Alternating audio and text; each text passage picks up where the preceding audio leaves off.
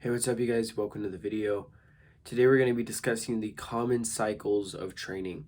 But before we get into that, my name is Noah. I am the founder of Get Her Done Fitness, and I've made it my mission to help all the young men get the body and confidence they've always wanted. And I'm currently hosting a free video training where I'm showing you guys how to do exactly that. Gain the muscle and confidence you always wanted in just 12 weeks without all the BS and misinformation that floats around the fitness industry that's going to leave you with zero results. I'm showing you everything that I've learned in the past few years in packing on 40 pounds to help you to gain the most amount of muscle possible, the simplest copy paste way possible.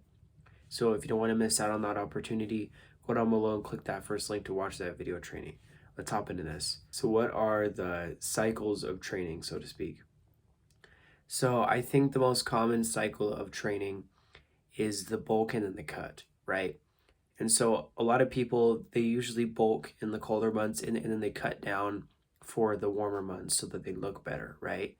So as you're going into winter, so say the beginning of October, right? You tend to wear baggier clothes because it's colder. You tend to eat a little bit more, right? It's the holidays, etc. So it kind of makes sense why a lot of people do this, right? They tend to pack on more weight during that time.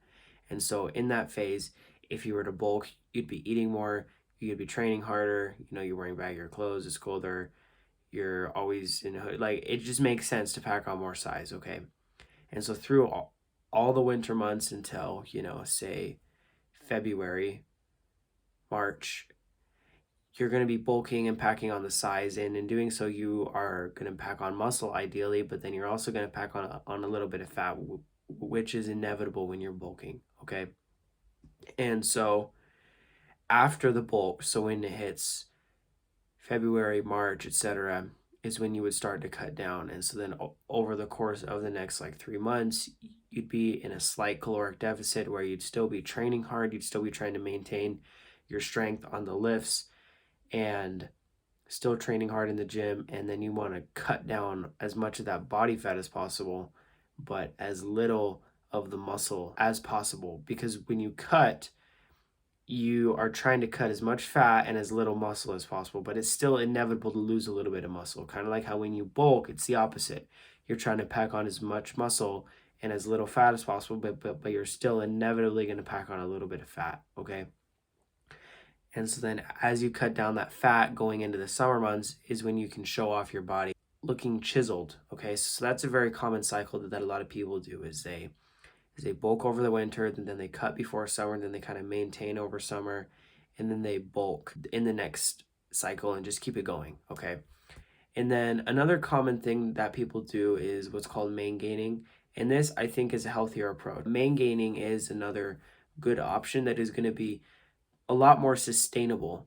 Okay, so for those of you who are not trying to like get as big as possible and then as lean as possible, for those of you who aren't trying to be like super extreme and you just kind of work out to have an athletic build, right? Like you're not trying to gain an insane amount of muscle.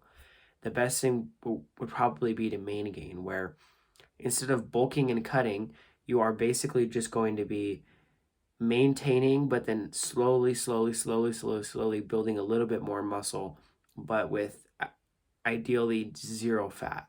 And so think of it like instead of bulking up to here, then cutting down to here, and then in the end, you only went that far. But with main gaining, the idea is in that time, instead of going like this and like this, you're just gonna go like that, and you're gonna pack on the muscle very slowly over the course of a long period of time, instead of like eating whatever you want, eating a lot to get your calories in and then having to starve yourself for a little bit. Well, not actually starve yourself, but having to eat in that caloric deficit, which is harder for that little period of time, right? It's a lot easier to just eat the same moderate amount for X amount of months, X amount of weeks, etc. And so those are going to be the two common training cycles that people will do. And if you want to bulk and cut, that's awesome. If you want to main gain, that's awesome. I think they both have their pros and cons. They both are good in their own ways, and they're better for certain people and what people are trying to do. You need to figure out which one is best for you so that you can get the most amount of gains possible in a way that is going to work best for you. I hope you guys found this information useful.